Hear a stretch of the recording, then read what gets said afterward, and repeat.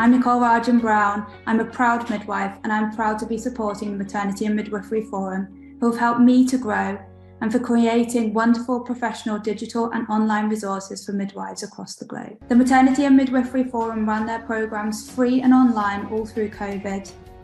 Now we want to grow the catalogue, spread it worldwide and keep it free to use for students and staff.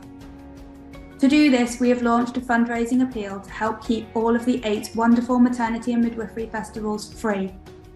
Keep the weekly Maternity and Midwifery Hour and the weekly newsletters free to midwives and maternity staff. You regularly tell us how much you value these free resources, so do give what you can.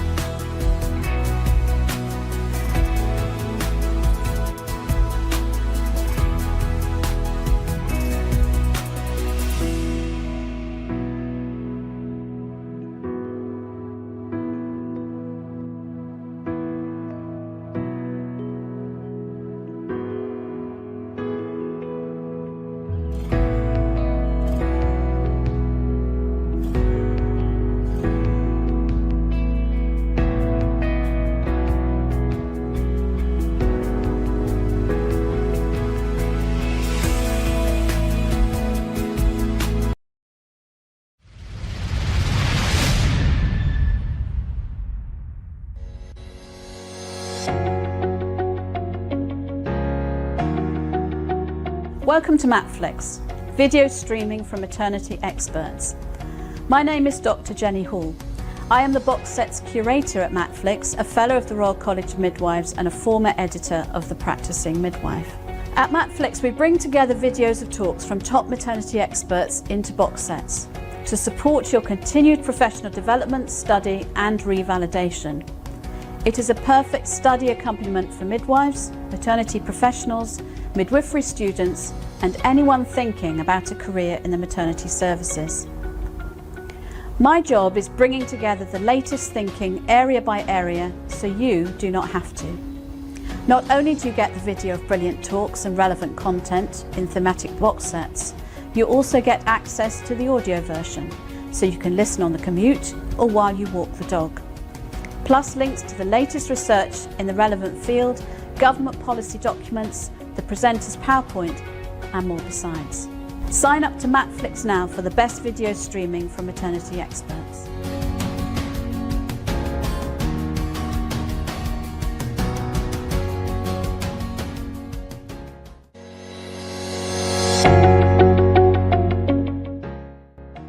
It's always a pleasure to be here, and I always try as hard as I can to support this excellent platform that's so flexible, that's responsive, that's contemporary, that's in people's homes, in people's pockets and in people's hands, wherever they happen to be.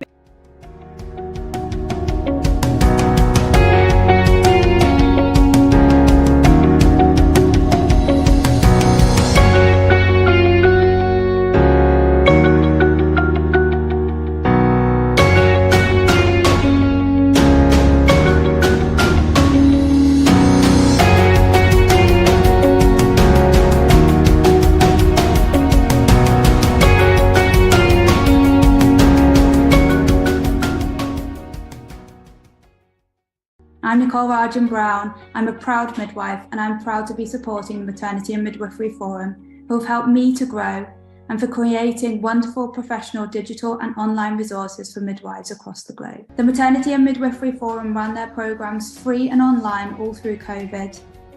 Now we want to grow the catalogue, spread it worldwide and keep it free to use for students and staff.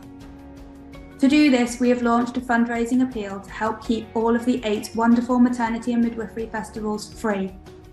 Keep the weekly Maternity and Midwifery Hour and the weekly newsletters free to midwives and maternity staff. You regularly tell us how much you value these free resources, so do give what you can.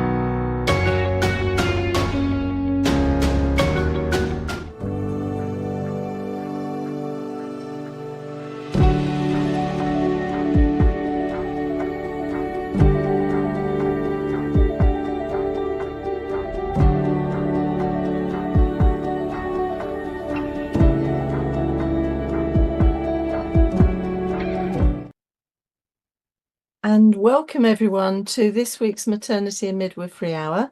My name's Sue MacDonald and I'm the curator for the Maternity and Midwifery Hour and the Maternity and Midwifery Festivals. And it's my pleasure to be chairing this evening's session. I've got two lovely guests this evening, Juliet Raymond and Mira Waligora. I hope I pronounced that correctly, Mira. And they've come to do student-y type focus things, which is lovely. But before we get them to speak, you know the drill. We always ask our guests to share with us a moment of the week, and I'm going to start with Mira. I think both of these moments are lovely, but Mira will start. Brilliant, Sue. Thank you so much. So my moment of the week, the other day, I live in Glasgow and I was out for a walk with my dog the other day. We were along the river, and on the other side of the river, in the hedges, in the bushes, there was not one, not two, but three foxes just playing around and chasing each other. And it was just such a lovely moment of glimmer of nature to see them in the daylight for a wee insight into their life. So that's stuck in my mind as a wee moment of the week. And that's a lovely moment to share. Shall we go on to Juliet now? My moment is also a walk-related moment. I went for a walk at the weekend with my daughter, who's 9, and with the main objective to get as muddy as possible. But we came across a hedge, and I'm a big fan of hedges. They're places that are boundaries between two spaces, but also they're places of themselves. Creatures live inside them. And I climbed inside the hedge, which is one of my favourite things to do. You do come out looking like you've been dragged through a hedge backwards, but it's really fun. So I recommend that as a pastime. Oh, that's wonderful. So you were with all the creatures in the hedge for a few minutes? Just for a few minutes. You have to find a space you can squeeze into. Yeah, it'd be interesting if there was a fox or two.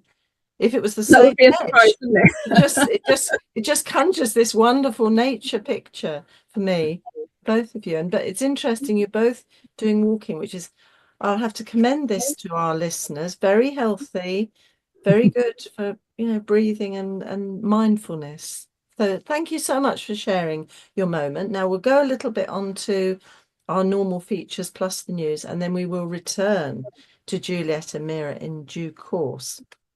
Okay, so I'm just going to, for those of you who are new, and I know there's some new people online, but I also know we've got some old friends, so welcome to both groups of you.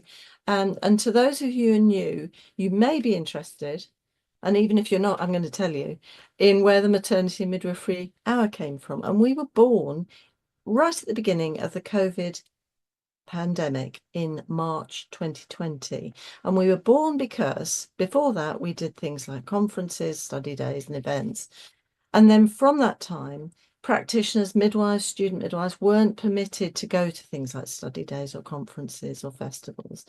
And of course everything was focused on COVID and coping with that, changing services and working around it. And we worked out that having an hour a week would be a really good thing to do for midwives and student midwives and anyone in maternity services, really.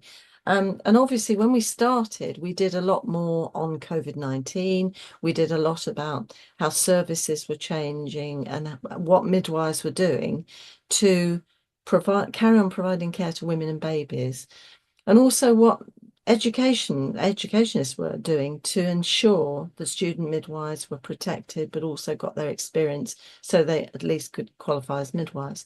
So it's a very anxious time, and so every now and then you kind of think it's like a lifetime away. You can almost not remember it, and then something will happen, you think, oh, where's my hand gel, and you'll suddenly remember those times. Or you see a queue outside a shop and think, we used to have to queue with a bit in between us, not to be too close, and it's then not so far away.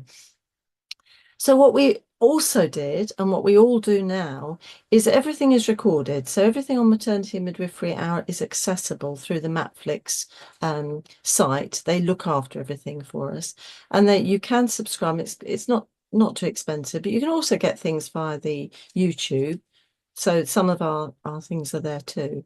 But it is a very good resource. It's very useful if you're doing a project or a dissertation, or you're studying something, because there's a huge amount of information and clips.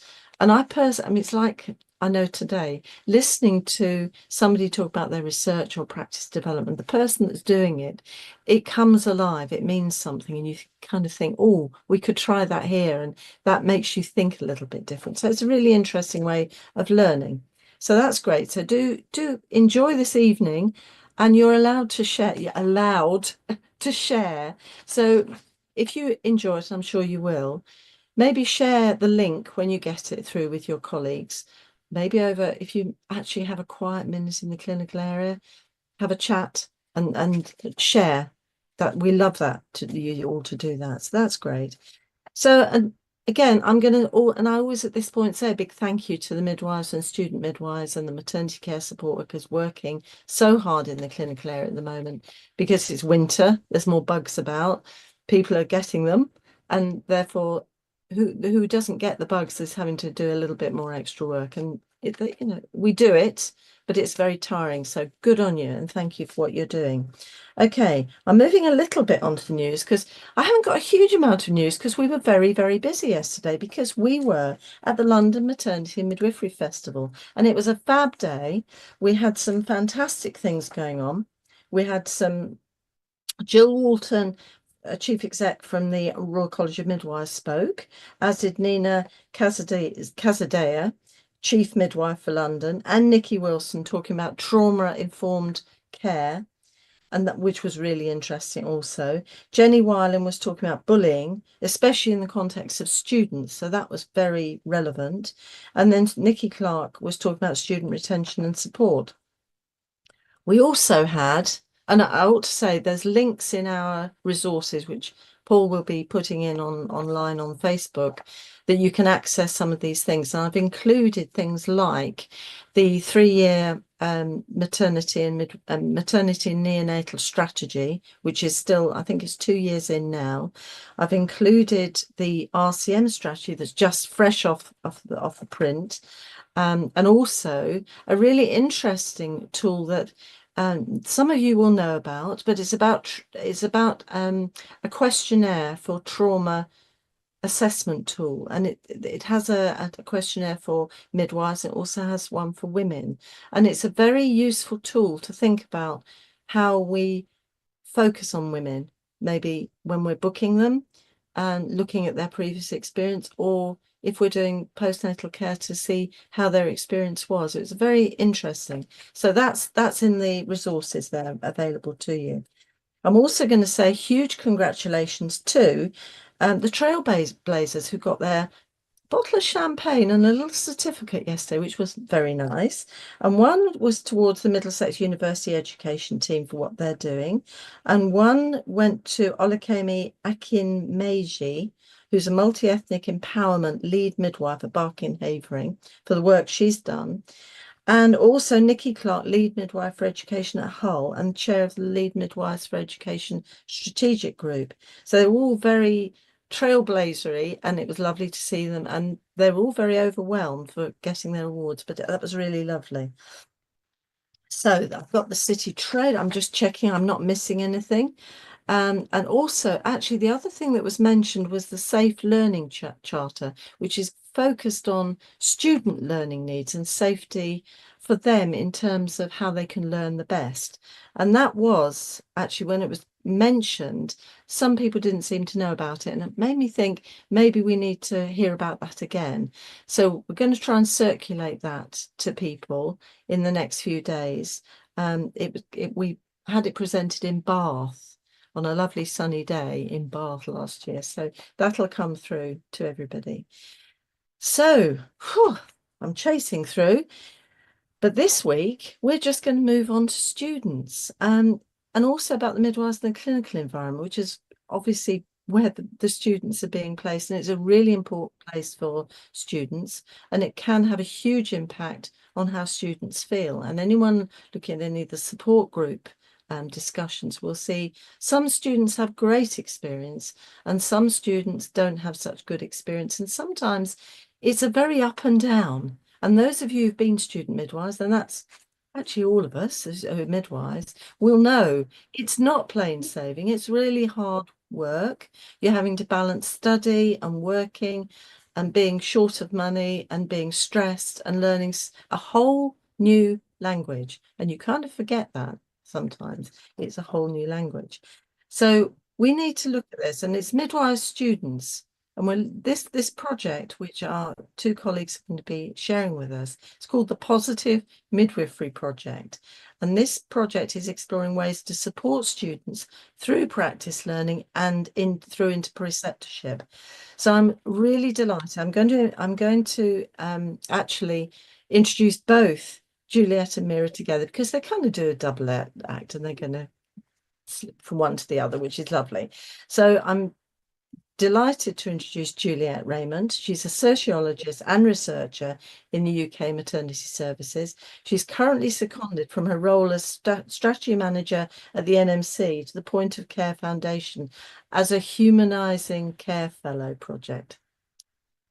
And for this fellowship, Juliet's spending 6 months coordinating the Positive Midwifery Project, bringing together student midwives, practice supervisors, assessors, lecturers, regulators, and others. Goodness gracious, this is a huge thing.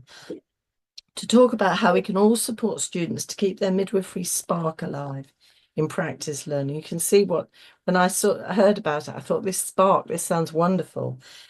And also I'm also delighted to have Mira Walligora, who's a third-year student midwife on the MSc programme at the University of the West of Scotland. She's also, in her spare time, I suspect, Vice President of the University of West of Scotland Midwifery Society and a member of the Scotland Student Midwives Network. And she describes herself as a migrant and public service interpreter. I'd love to know more about that as well. So welcome to Juliet and Mira. Thank you so much for coming this evening, and the screen is now yours. Thank you so much, Sue. Thank you for having me.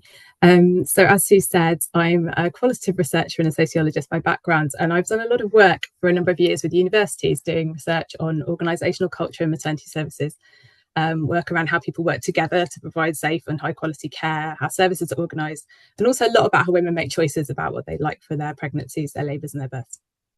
But at the moment, I'm a strategy manager at the Nursing and Midwifery Council, and I've been seconded from that role to the Point of Care Foundation. So the Point of Care Foundation is a small charity, and it's dedicated to improving healthcare by focusing on relationships. So we know that we spend a lot of time talking in services around systems and processes and improving efficiency, and they recognise all of that really valuable work. But what their kind of thing is about working on relationships, and the relationships between staff, but also really importantly, between health professionals and the people that they care for. So they do this by supporting the integration of patient experience into service design. And they also facilitate and coordinate Schwartz rounds across the UK. So some of you may have been to Schwartz rounds, you might be involved in them already. And they're kind of at the root of all of the Schwartz rounds that happen in the UK. So the charity got some money, and they decided brilliantly to spend it on paying for 3 people to come for 6 months to work with them. So that's me, Alison Convey, who's a GP, and Sinead Rothery, who is a speech and language therapist. And we're all working on our own projects, but they're all things that are related to the aims of the Point of Care Foundation, and also of interest to our employers as well, and ourselves, obviously. So they called this a humanising care fellowship. And the Positive Midwifery Project has come out of that fellowship of me, this gift I've been given of time and space to bring together some people to make a difference in an area that I feel really strongly about. And I've gone back to where my heart is, in maternity care. So whilst I spent a lot of time hanging around in maternity services and talking to midwives and talking to doctors and talking to women and talking to everybody who works there, I don't actually have a lot of experience in education. I've done a little tiny bit of teaching, the odd lecture here and there, but education is not where I know best. So when I came to this project and had this idea, I really needed it to be a collaboration with other people who know a lot more about this than me, for example, students. So part of the project has been bringing together a collaborative group of people who consist of students, practice supervisors, lecturers and other educators, and also people who work nationally in policy. And together we've kind of worked out what it is that we want to do with this tiny bit of time that I've been gifted, and I've got the resources to be able to support the group to do that. So we're trying to gather positive examples, really good learning, those little sparkles and nuggets of good practice that happen across the country all the time, and find ways to kind of gather those together and share how we can best support students in practice learning and how we can support those who support them as well. So in our first meeting, we had a talk about what we thought made a positive learning environment in maternity. What is it in maternity care that we kind of want to see more of? And there, once we know about that, we can see where we can make even a small contribution to those. So we identified a few, and they were things that are probably familiar that we would all like to see more of. So fairness and equity, personalised care, services that support relationships, listening, and curiosity, which is a nice one, and hope, and having a focus on progress, not just perfection. So these are big themes. They're big asks, but I think there's a feeling in the group that if we make a tiny contribution to any of those, then we've kind of done our job. So we're doing good work. So we want to make a difference by hearing other examples of really good support that's happening in real life clinical practice. And we're doing that by having workshops with students, but also through a survey, which has some open answers that people can share their good experiences. And in the first instance, we're producing a top tips guide for students, and another for practice supervisors on how they can support midwives to thrive. So it's a really practical project, but at the moment it's really tiny scale. So we've been working on really focusing on what is going right. We're taking an appreciative inquiry approach. So that's really just a fancy way of saying that we're learning from the strengths. We know that lots of people in maternity are doing work at the moment on learning from what's going wrong. And that's really important. But sometimes when you focus entirely on that, you forget to notice the stuff that's going right. And so this project specifically has been set up to focus on looking at what's going right and what we can learn from that and how we can spread that good practice further. And I think that positive approach has had a positive impact on the group too, because in the group sessions, we also talk about our own positive experiences about our work. And that's kind of given the group members a little bit of a spark as well. So that's really been a positive impact, both of the project, but also the content. So as part of the project, I have been speaking to some students in kind of workshop space about the qualities that make a good midwife. I've asked them what the qualities are that make a good midwife and which of those are really important to them. And a number of words have come up, like compassionate, non-judgmental, caring, knowledgeable, supportive, organised, respectful, and also things like being competent and transparent have come up too. And they were words that are probably very familiar to all of you. I've done this before. I've asked students before, maybe 10 years ago, and the same words always come up because those words are really at the heart of a midwifery professional identity. So we know that students start with really strong midwifery values and a strong motivation to uphold those and to put those into practice, but they often face challenges. So as the group, we've spent a bit of time discussing what we think the challenges are, because that's a way to start. And these are just a start. These are some of the things that we've thought about. But, you know, the obligation for students to adapt to a workplace culture that might not always be positive, not feeling listened to or respected themselves. And sometimes students come in with a lot of career or life experience that they've had before. Hierarchies, discouraging students from asking questions or engaging with senior staff, and so they lack confidence in speaking to senior colleagues. And also we noticed that students really maintain special relationships with women and families, and what can we do to really cultivate that and support them to go forward with that and be able to do that when they go into practice. So these big questions, you know, some big questions. How do we help student midwives retain that passion and those values? And what is currently working well for students? How can we amplify that? How can we share that? How can we let other people know? And what support do practice supervisors and assessors and lecturers also need to help students to thrive? So those are kind of the fundamental questions that we're asking. This project itself is really short. I've only been given 6 months of time at the moment, so we're just starting out. But we're hoping to, I'm going to talk a little bit. I'm going to hand over to Mira in a minute to share her experiences of being a student midwife, and then we'll come back and talk about what we're planning to do with this time and what we're planning to do in the future. So I'm going to pass over to Mira now. Thank you. Thank you so much, Julia. So as Sue said, my name is Mira, and I am a third-year student midwife at the University of the West of Scotland. I'm also the Vice President of our Midwifery Society, and I am also class rep, and I've held both of those positions for the past 2 years. And through that, I have had the honour of having an insight into my fellow student midwives' experiences, the positive and the struggles, and I've been able to hear examples of where students feel safe and supported to flourish and develop the skills and confidence required of registered midwives. So I think that's something that must be a priority for clinical staff and academic staff alike. And why is the spark important? I don't think it's just a nice to have.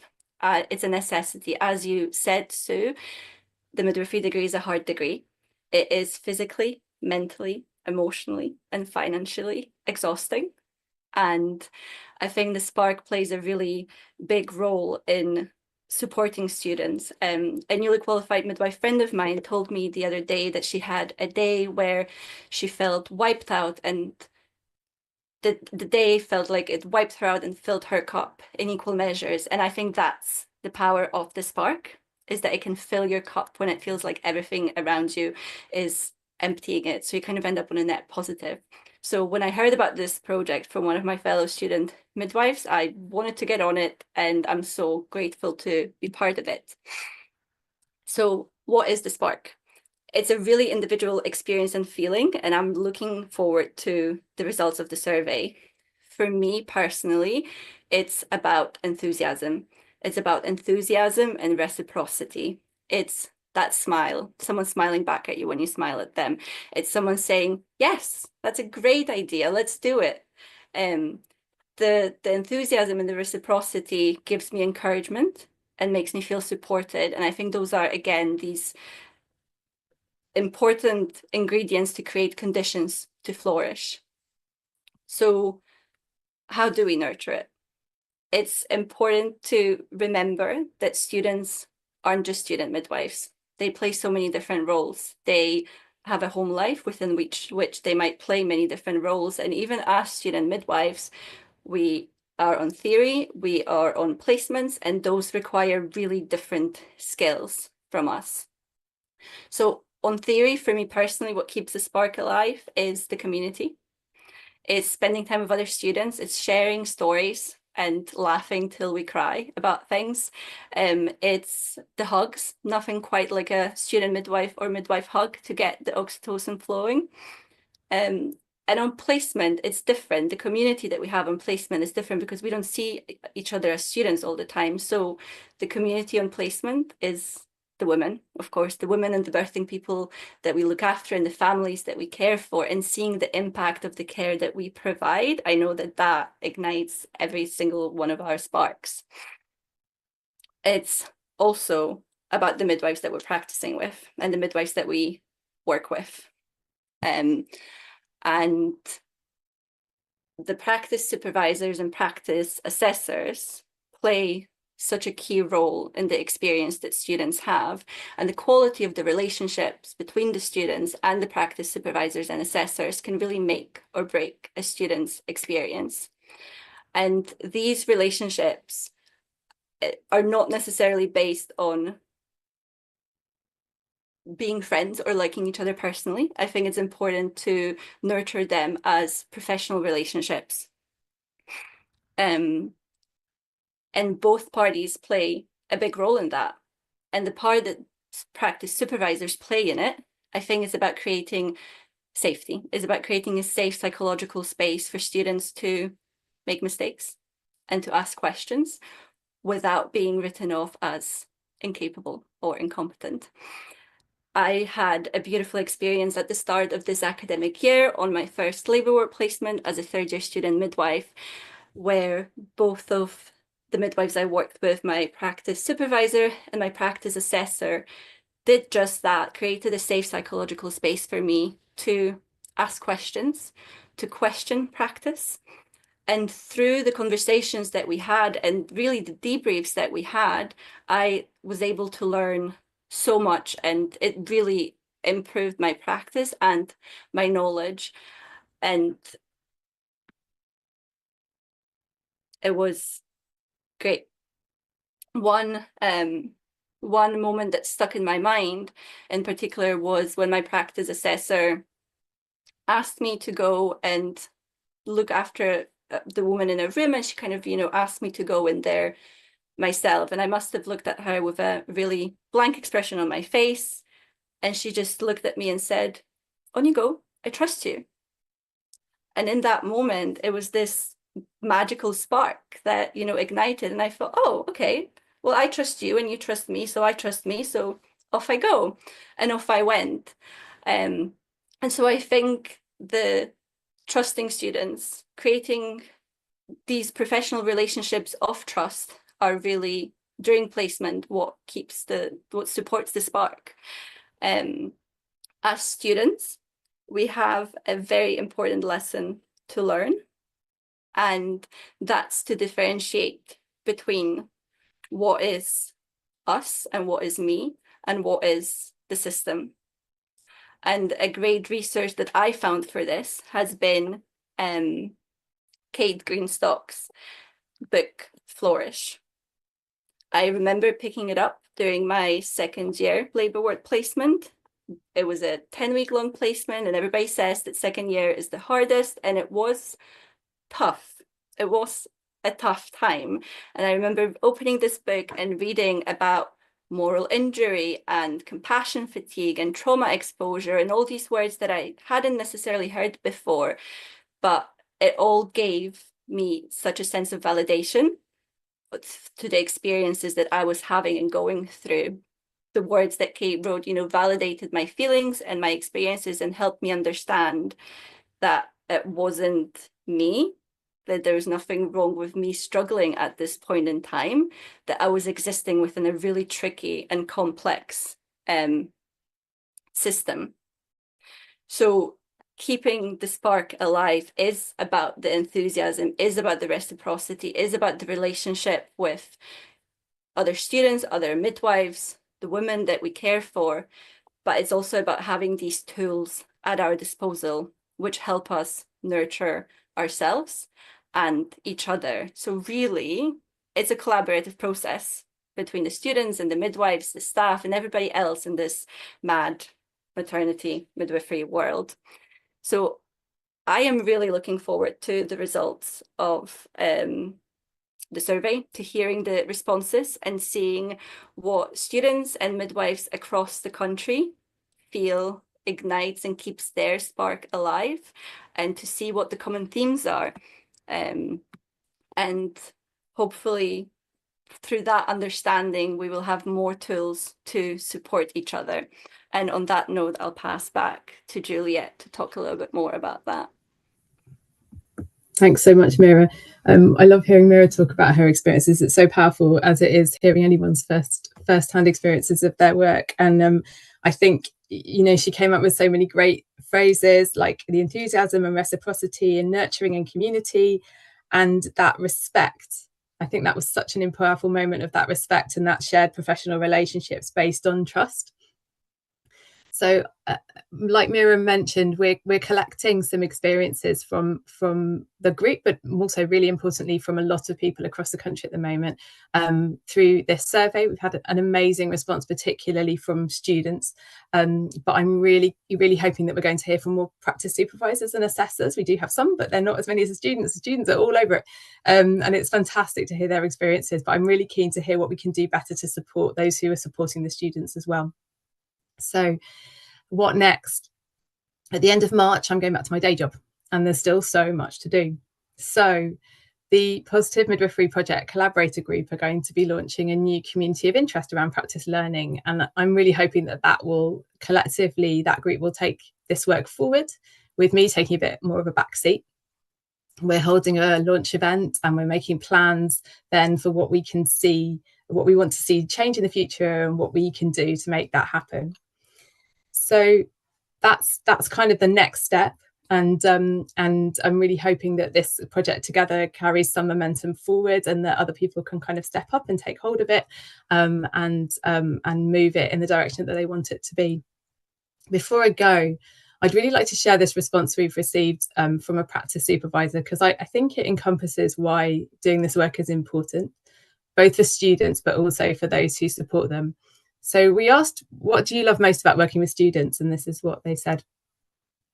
I love being able to give them the knowledge I wish I'd been taught, as I didn't have the best placement experiences. It's also fun to be working with someone, and it helps the day go faster when you have some help. It keeps my midwifery spark alive when I have an enthusiastic student, as it reminds me of how I was when I started and the reasons why I became a midwife in the first place. makes me feel like I'm making a difference to someone's journey. And it's so satisfying to see my student grow and become more confident in their skills because of their time with me. Working with students makes me feel like I'm a good midwife again, because it's easy to be plagued by self-doubt in the current NHS climate. Public opinion of us is pretty demoralising sometimes, plus the way we're expected to code with no thanks for getting through it, just criticism when something's missed. And students remind me that I can actually contribute something good by teaching them. So thank you. That's lovely. Thank you. Thank you so much to both of you. And now, audience, come through with the discussion. So I think that you've given us some lovely thoughts about the collaboration is lovely. And I'm kind of thinking that when you were talking, Juliet, about the practice support supervisors and what they were saying, and getting their sparks, that's really important. And you kind of forget that, because you hear sometimes midwives saying, oh, I've got the student today.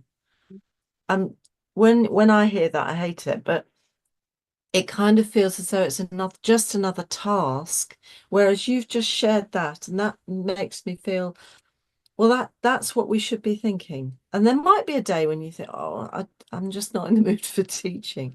But actually, if it's a way of getting those little sparks actually in our own hearts, and kind of regaining some of the joy of why we came into midwifery. We all came in for slightly different reasons, but to help women and babies, help babies into the world, and help make families and support families. And we need to regain that joy. So thank you so much for starting the kind of thought processes on that. I actually ought to say as well, I'm looking away just so anyone turns two screens. On one of my screens, the questions come up and the comments. And I understand we have viewers in Bulgaria, New Zealand, and Slovakia.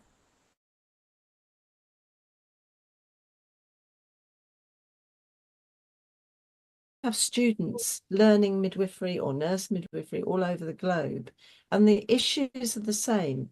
The tensions on midwives to be able to sort of juggle everything and be calm and learn. Actually, I thought that was very interesting about what Mira was saying about the midwife showing she trusted you by sending you off into a room. It's like being sent off into the community on a visit on your own. And it's so exciting the first time you do it, but scary.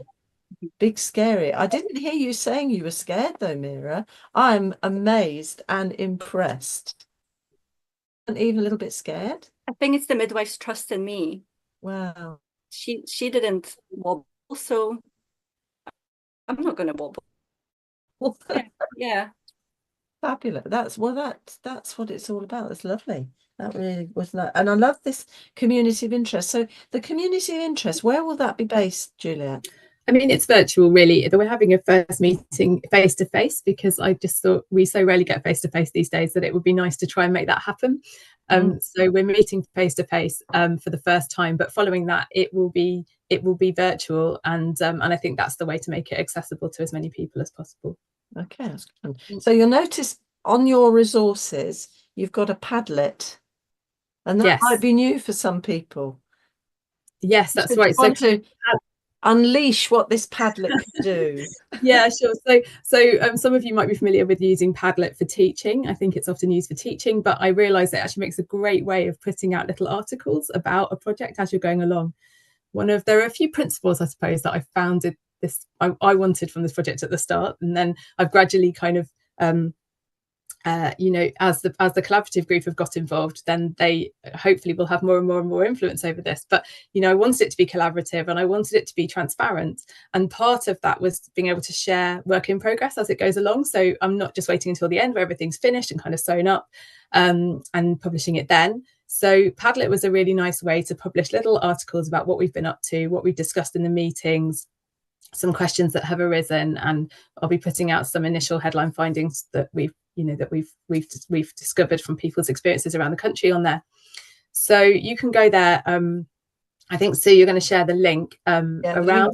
The link's gone out on the Facebook. Oh, brilliant. Okay, great. So if you want to find out more about the project and see how you can get involved, then that's the place to start. So if you go there, then there are a load of links to different places. Like if you're a practice supervisor or an assessor or a lecturer who would like to share your experiences, then that's the place to start. You can follow the link to the survey from there. You can also follow the link to sign up for our first face-to-face launch meeting. And you can also read about a little bit more about how the project came about, and really welcome to email me as well if you've got any comments or questions at all. My inbox is always open. So the Padlet is really just a kind of holding place, a really handy holding place for all the information about the project. Now, is it very heavy on academia, Juliet, this Padlet thing? Oh, I don't know. No, I'm out of the loop with academia, so I haven't worked in academia for a while. But Mira is right in the thick of it. So what do you think, Mira? Would your average midwife and your average student find the Padlet quite accessible? I guess that's what I'm asking. Padlet in particular, you mean? Yeah, absolutely. Yeah, absolutely. There's little snippets of Juliet's wonderful voice that I could actually listen to all day. and short articles. It's very, I mean, much nicer than maybe scrolling on Instagram, but short bite sizes that are really accessible, so not academia heavy at all. Okay. So I'm just reassuring those of you. Oh, I see what you mean. Yeah, I think I misunderstood. It's very attractive because if you haven't met, and this is more languages we're learning, because I learned about Padlets a little while ago, but it was new to me, and I'm thinking this is interesting. And going into it, I mean, they all are going to vary, but you will see when you follow the link, it's very attractive. And there's lots of little things that you can go in and just have a look at and challenge. Yeah, and if you can't be bothered to read the articles, like Mira said, I have made little 1-minute synopses of what we're doing. So you can just listen to me tell you. And then, if you're driving, well, maybe not be driving, can't go on Padlet, but, you can just listen. Don't even have to read it. And the idea is to make that as accessible as possible. Also, the survey, you can respond using your voice. And I'm really encouraging people to do that. So you can listen to the questions and then you can just speak into your computer or into your phone and you can respond that way. So really trying to find ways to make this whole project as accessible as possible to people who I know are very busy and have lots of competing attention and competing things on their time. Absolutely. Well, but it is very attractive to say. So well done. But I was just wondering, because you are both very, very positive, and this sounds such a lovely project.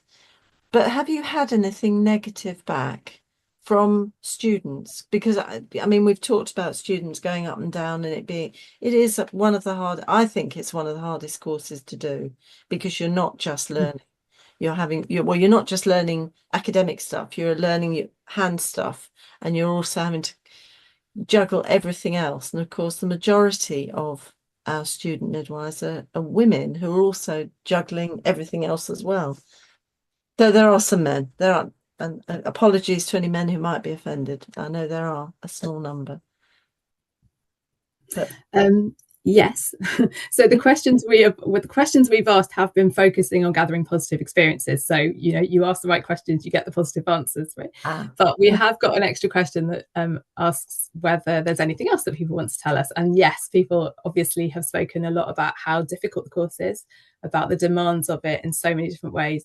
And one of the great things about having Mira and the other students involved in this course is that they know which questions to ask. So, for example, I was trying to work out which questions I could ask to get a sense of some kind of factor that might influence people's experiences of their placement generally. So like a tick box question where I'd be like, oh, I was trying to think about whether it mattered which kind of course they were doing, whether they were doing the MSc or the BSc, or whether they were doing, and whether they'd been a nurse first and they were doing this short course. And actually, of course, the most important question is, do you have other things, lots of other stuff going on in your life? Do you have caring responsibilities? Do you have to travel a long way to get to your placement? Do you have a part-time job? And those are the questions I really needed to ask. And that's why I needed them to tell me that. So it was brilliant to be able to ask that. And obviously, lots and lots of people do. And some people are dealing with multiple factors that make it difficult for them in placement. And I think one of the issues that may come up is kind of encouraging people to appreciate that students have a lot going on in their lives outside of being a student, as well as Mira's already said, and a lot going on within the course too. No, that's fab. That's fabulous. Thank you. Now I've got some questions coming through. Thank you everybody for feeding your questions through. And again, I'm saying Bulgaria, New Zealand and Slovakia, welcome. We've got Francesca Cooper. Hi, Francesca. And she's saying, thank you for sharing your story stroke project. How can we become part of COP? Just brilliant. Well, your first stop is to go to follow the link that Sue shared, go to the website, and then you'll see a list of links. One of those is that you can sign up for the meeting. You can also sign up for a newsletter. I've got an email list to keep people up to date. So every time I publish something on the Padlet, I try and send an email around to the group. And that would be a really good way of getting keeping in touch with the group, even if you can't make that first meeting, because I recognise it's a big deal to ask people to come to a face-to-face meeting. Yeah, because that's in London. Is that London based? It's in London, yeah, on the 20th of March, yeah. Okay, put that in your diary. Okay, we've got Kurt Lee. Hi, Kurt. And Kurt says, how can we as student midwives showcase our abilities and prove ourselves to our mentors for them to trust us? That might be one for Mira. Thank you, Kurt. It is a tricky question, isn't it? I think it's all about those relationships, and it's about setting expectations. And when you meet your practice supervisors, and I know that quite often you meet them and within seconds you're in a room and then it's 5 weeks later, but when possible and when you can, to discuss, what do I need and what do you need? What kind of feedback do I need? How do I receive feedback? How do you give feedback? And discussing these expectations so that we can sort of be on the same page, because I think quite a lot of professional relationships maybe don't match up because of miscommunication and because of misaligned expectations. Obviously, you know, practicing your skills and studying and being competent in the things that you do, but I think it's about setting realistic expectations with each other and communicating the needs between each other. That is something that we would be lovely if we had more time for, but it's about creating that time somewhere. Yeah, I was just thinking that, because we don't always have the luxury of being able to just sit down for 10 minutes for a cup of tea and just chill out together, do we? But I think sometimes you can manage some things. And I guess I would say to Kurt, I don't know if we have to showcase. I think it's about being honest with our mentors and our supervisors and building up that relationship together, because they're not showcasing, well, they might be showcasing themselves, but mostly you're just busy doing the job, aren't you? But thank you for the question, Kurt. It was lovely. And thank you, Mira. And we've got Juliet Samuel. Hi, Juliet. And she says, Juliet, I'm sorry, I might have missed the introductory information. Please, can you advise on how wide or extensive in terms of geographical national base the project is? Yeah, absolutely. So it's a UK-wide project. We've not been engaging with anybody outside the UK for this project. Maybe that will happen in the future. But yeah, we're encouraging anyone from all 4 countries to get involved. So that's great. Fabulous, thank you. And we've got Emma Clark. Hi, Emma. It says, I love working with students. We love you too.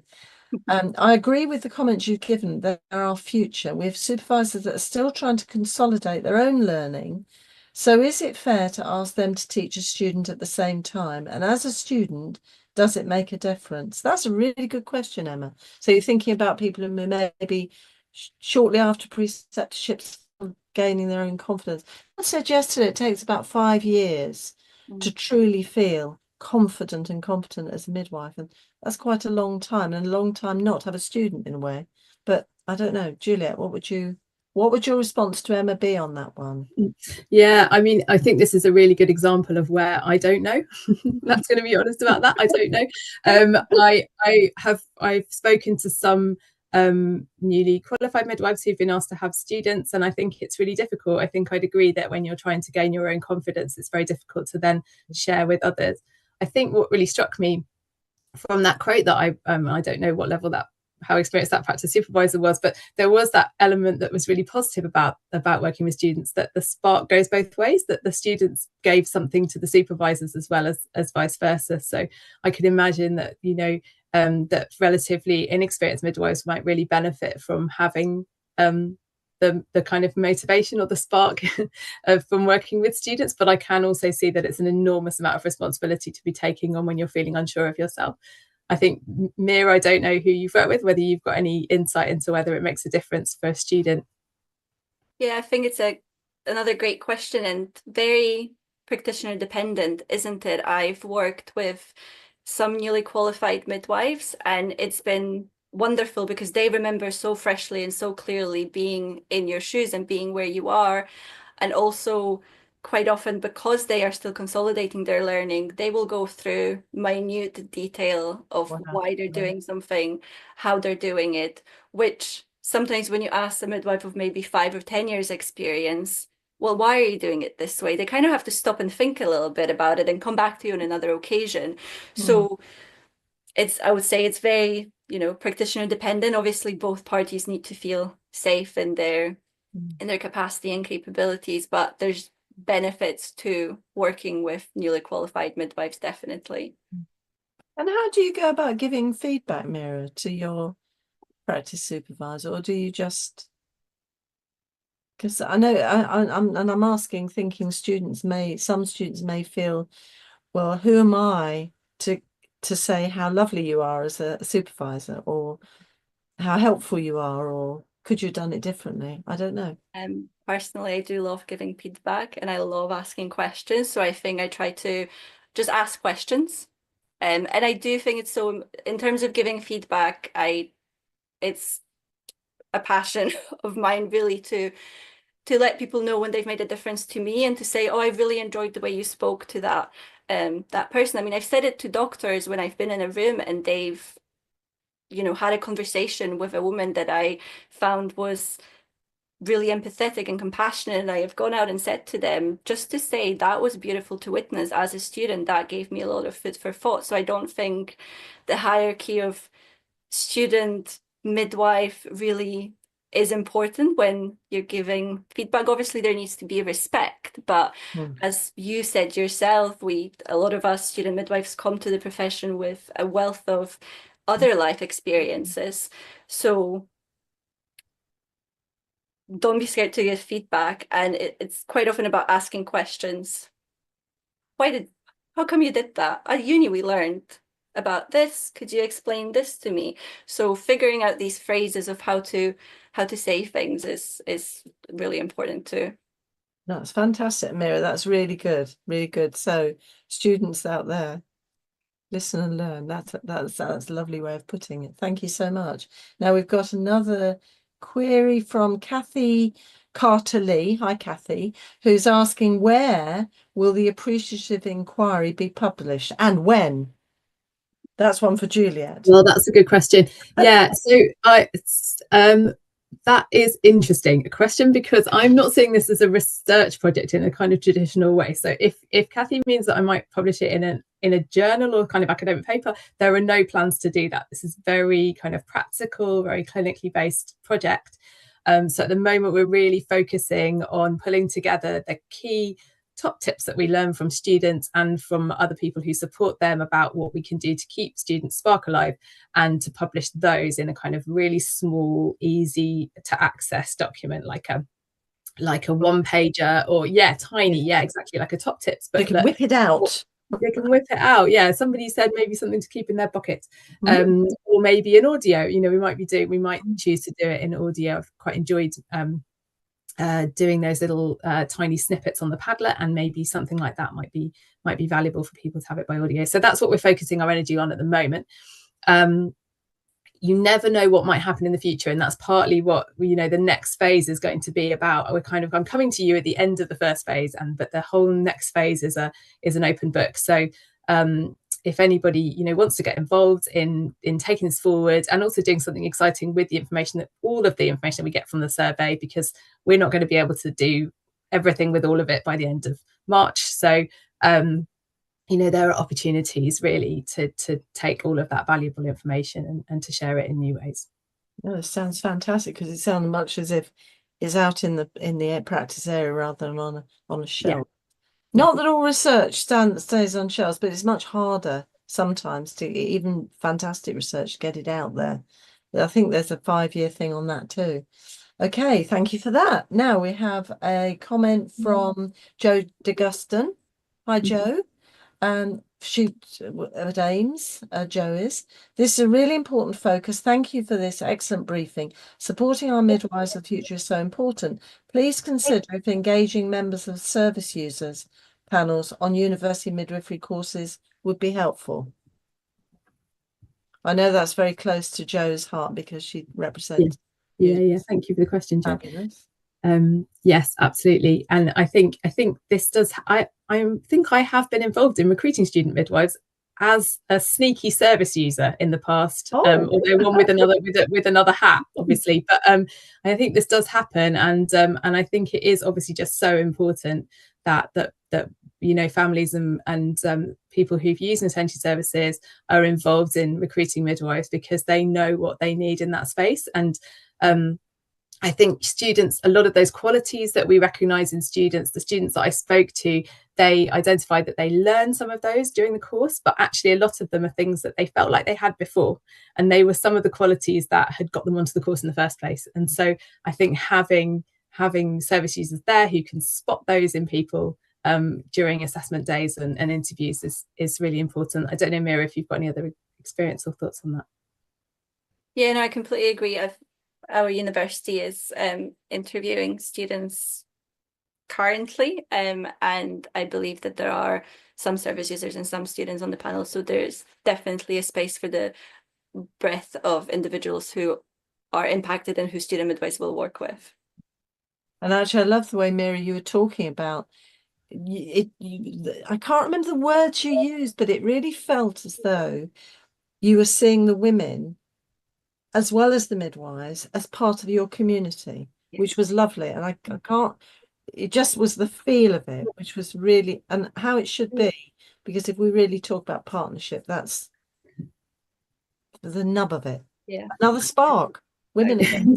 And just to add to that, Sue, if there are service users who want to be involved in the community of interest going forward, then they are absolutely welcome. This is what they're all about. So the whole project is about improving ultimately the experiences for women. So I'm really keen that people don't feel like they can't get involved just because they're not a midwife or because they're not a student, or it's really about everyone who's involved in birth. Fabulous. Well, I'm sure Joe will get involved. Fantastic. Thank you. Now I've got just going through the questions. Alana, this is a comment really. Hi, Alana. And she says, establish expectations and feedback processes is so important. My best experience with any of my supervisors was with one woman who tried to sit down for 2 minutes at the end of each shift for us to reflect on the shift, the good, the bad, and the bad from both of our perspectives. And that's a lovely example, Alana. Lovely. And that's 2 minutes. And I bet that 2 minutes felt like 10 or 12 really special minutes. So thank you for sharing that. It's lovely. Okay, now I'm very conscious of time now. And I did say this hour always goes the fastest of every week, every hour in the week. Now we've got a comment from Natasha Rossi. Hi, Natasha. And Natasha says, I just wanted to share a little spark I had today when calling up my placement area to gain information about supervisors, etc. I didn't know the midwife on the other end of the phone, but she asked questions, showed an interest, and told me they were looking forward to seeing us. The spark she inspired was so powerful to me. Now, that's such a small thing in some ways, but it's such a huge bit because someone is seeing you as an individual and kind of looking forward to welcoming you. That's lovely. Thank you so much, Natasha. Now, I'm just waiting to just check and see any more comments or questions. I think we've reached the end of them, and this is perfect timing. So I want to say a huge thanks to Juliet and Mira. And I hope maybe further down the line and you're not having a huge published report, but maybe in the fullness of time, you perhaps come back and share some more kind of perspective on the project, because this is going to be something really important for students and for midwives. And thank you so much for sharing your time and your energy and the sparks with us, because I'm feeling very excited about it all. Thank you so much. Now I'm just going to say thanks to Mira and Juliet for joining us.